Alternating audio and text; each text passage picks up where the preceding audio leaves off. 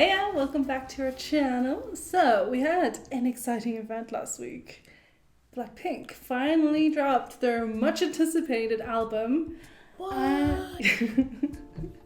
So, we've already checked out Lovesick Girls. If you haven't seen that reaction, you can always check it out here.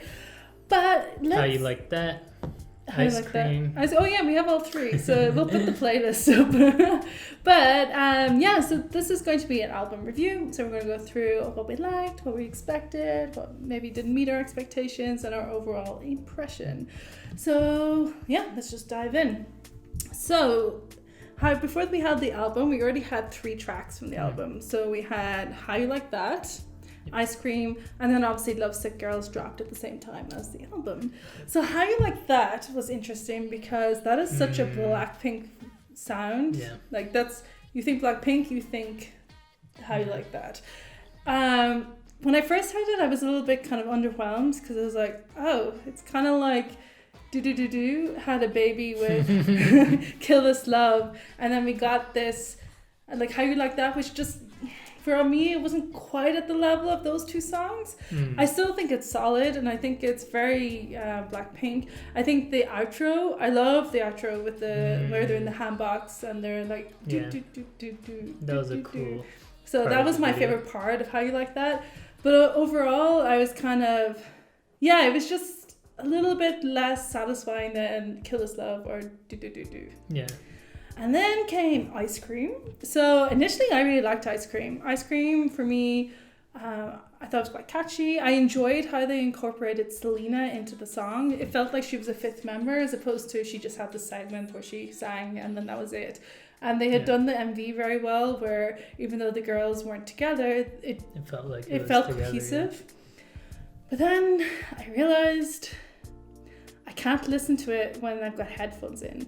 So yeah, so what? There's this the background sound on so Ice Cream doesn't have a lot going on musically, but the background sound, that sound, yeah. When the first time you listen to it, it's fine, and when I listen to it on like speakers or something, it's okay. But when I have my earphones in and I'm like, say it's part of my playlist, all I can hear is that we'll put the audio here so you know what we're talking about.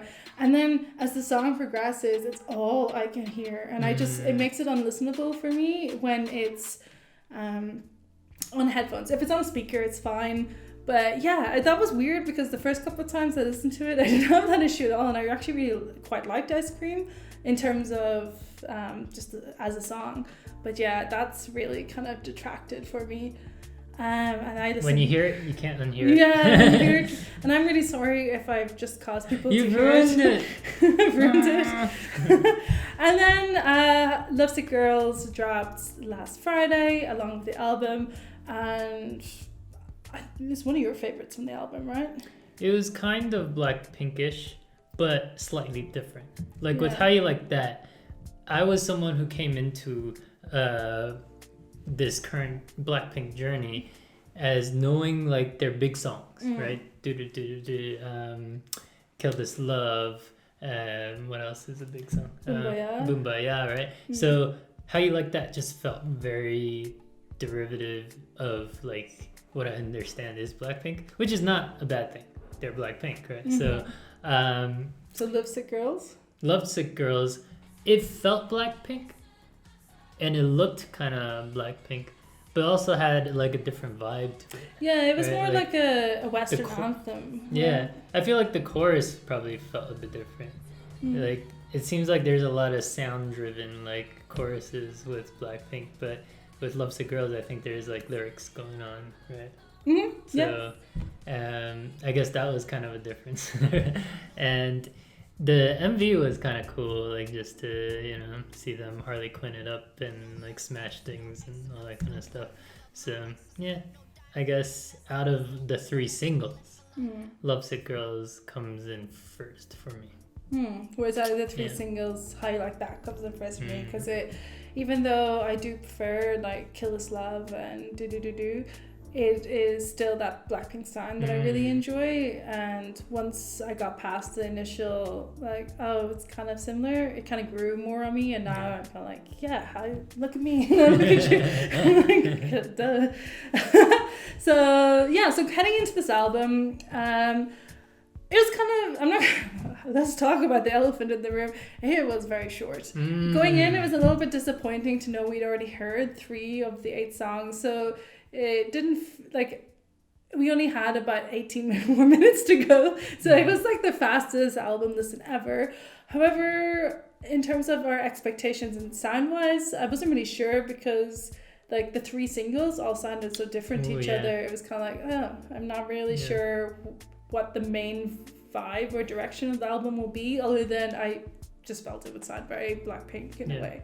So that was my main expectation, right? Yeah. I didn't really have that many expectations, considering it's their first album, so you can't compare it to anything else. Right, so and albums are usually more cohesive works in terms of there's a lot of variations in showing off their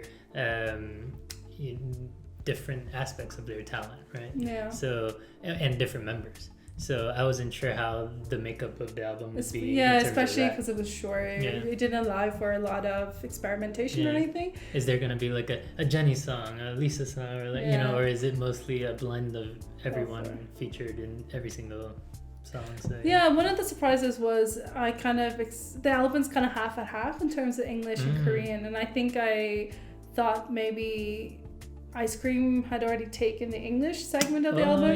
So it was a bit of a surprise to realize that there was another couple of songs that were just pretty much fully in English. Yep. Yeah. So we've already discussed this a little bit short, but overall, going into a short album, the expectation is this: it should be quality over quantity at that point. And to be fair to the album, it is pretty solid. I don't think there's any song on the album I actively dislike, aside from maybe Ice Cream, but only because of the little noise that I just can't bear. We finally got a Jisoo saying Blackpink in your area. I think the Blink fandom has been waiting. Well, this is the first time, so we've been waiting 4+ years for that. And I really enjoyed that Lisa had an opportunity to sing on the album as well. So we got to hear her vocals. Showcasing the vocals. Yeah, and obviously Jennie shared the workload on the rapping as well, which I think a lot of Blinks would be pretty happy about. But in terms of vocals, I actually think that I actually like Blackpink's vocals. I know people think of them in terms of the rapping sometimes, but I actually really like their vocals, and I think the 4 of them it's strong. Sound good together. And I think Lisa should sing more. Yeah, I think definitely. So, highlights of the album. What were the highlights for you? I'd say Pretty Savage is pretty good. Right. Okay. Corny Jeffrey, but we'll forgive it. Yeah, but it's pretty catchy. What was the line distribution like? It was pretty good. For me, Pretty Savage was, I preferred it to How You Like That. It felt like that Blackpink vibe, with the beat hitting. Yeah, I liked it better. Beat. The only part of How You Like That I preferred to Pretty Savage was the outro. As I said earlier, I just really like that scene where they're like do do do do do do do do. Whereas Pretty Savage kind of had a more chill finish to it. It was chill, yeah. It was with the bass line and the beat, it definitely felt like something that you're just in a car and driving. But I felt like Pretty Savage could have been a title track. It could have been maybe a replacement for How You Like That. I think they probably were deciding between which of those they wanted to go with for that Blackpink maybe sound. So one of the ones I liked was You Never Know. That's a good one, yeah. Hold on, let me check my notes, because what did I say about it? It was Stripped Back. That was the one where they were all... The vocals shine. It was the vocals. And I also like the lyrics. It's the first... Not the first time, but typically with Blackpink songs, the music, the beats, the dancing, the show often puts the lyrics in a backseat. Yeah. Whereas with this song, it's pretty much all about the vocals, all about the lyrics. Front and center. And you Well, that's what you want in an album. An album is to showcase the band's versatility and stuff in their range. And this song, You Never Know, expanded what we know of as Blackpink. Exactly. And it's also the song where we had the most Lisa singing, because it had a little bit of rapping in it, but it didn't suit like, you know, like getting down with like a full rap chorus. So that's the one where we really got to hear Lisa. And I wouldn't have been mad if there was no rapping in that song. I thought it was a song where everyone got to shine vocally, and that's why it rated highly for me. It was a good cap to the album. Like, it was the perfect song to end on, I think. Yeah, and another song I liked was Crazy Over You. So I thought it was kind of like a good Blackpink sound. Let me refer to the notes. No, but I liked the beat in the song, and I also liked the instrumentals. For me, it kind of, I don't know if this is what it actually was, but it gave me at times an Egyptian vibe, or you said Egyptian, or Middle Eastern, something like that. But Spotify said Oriental, right? When I was on Spotify, the notes were like, "Oh, this is an Oriental like sort of feel to it." So yeah. So anyway, but I enjoyed that. The only thing about the composition of the music was I didn't like that scratching. They had that like DJ, like sometimes I was like, why are you there? But overall, I liked it. You're just all about the sound. Yeah, apparently I just don't like ad-lib sounds. But I like Jennie's rapping in it as well.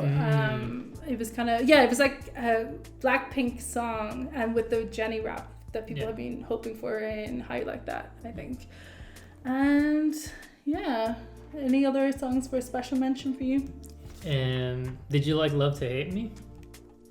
Love to Hate Me. Yes, I really liked Love to Hate Me, except you're gonna think I'm so picky. Is there another sound? No, there's no sound. I really liked it. I liked the chorus, and I liked the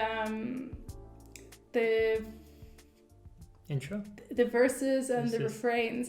But then the pre-chorus, you were like, it was hyped you up, and then it kind of went into this pre-chorus that almost reminded me of Ariana's 7 Rings. Like, you want it? I got it. I know that's not exactly how it sounds, but then that happened for a couple of seconds, and then we went into the chorus where it kind of started picking up energy again.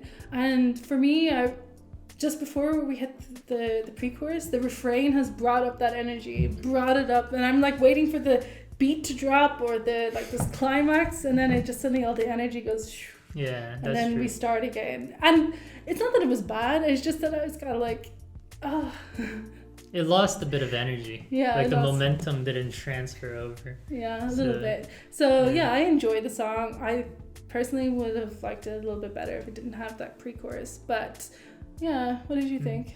Now that you mention it, I see it. Like, it definitely, the chorus is a bit off for me, and you're exactly right. It was that bit right going into it that lost all like the momentum. Yeah, so I was just ready to go like, and then instead it was like, oh, okay. But I mean, still, like, even though that's a critique, it's still a good song. I enjoyed the song. How'd you like Cardi?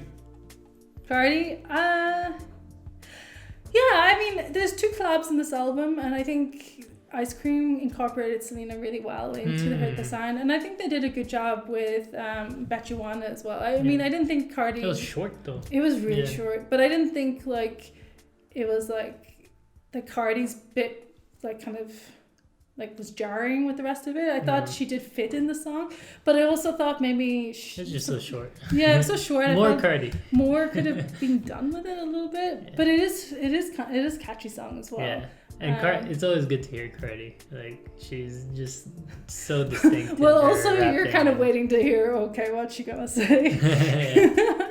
Because but I think her rapping technique fits in really well to Blackpink's whole mood of their songs. You know? Yeah, I mean, Blackpink do have a kind of a semi-Western sound, so like Cardi I think fit really well in. And I know some people were apprehensive about having Cardi on the album, but I think overall, I think most people thought it went down pretty well in the end.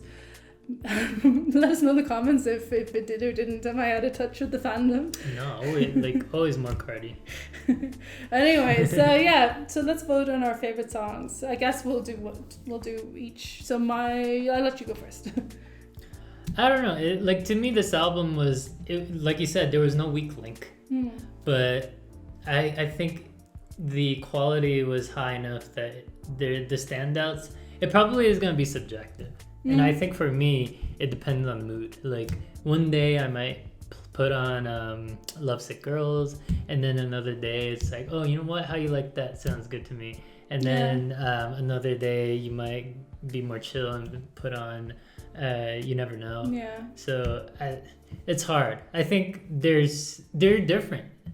The songs are really different.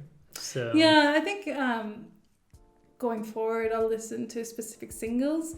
I don't think it's an album you just put on the entire album. Yeah, because they're all different moods, and if you kind of are in a specific mood, then a certain song's not going to vibe with you that day. For me, though, my favorite songs are Crazy Over You or is it Crazy Over Me? You. Crazy Over You and Pretty Savage. Those are my two faves. I do like You Never Know, but I think I really need to be in a very specific frame of mind to want to listen to it. It's kind of one of those ones, you're kind of feeling a little bit emo and you're like, okay. Put this on. You Never Know is the song for the day. Least favorite song? Yeah. Sorry, Ice Cream. Ice Cream. So the conclusion of the album is basically it's pretty solid. I think we can all agree that we just want more. We want more. More. Yeah. But next time, like the next album should have like double the songs. I know, and like that's not a critique on Blackpink. I think it's more a critique on what's happening in YG and. Like, it's been 4+ years. Really, they only had 8 songs on the vault.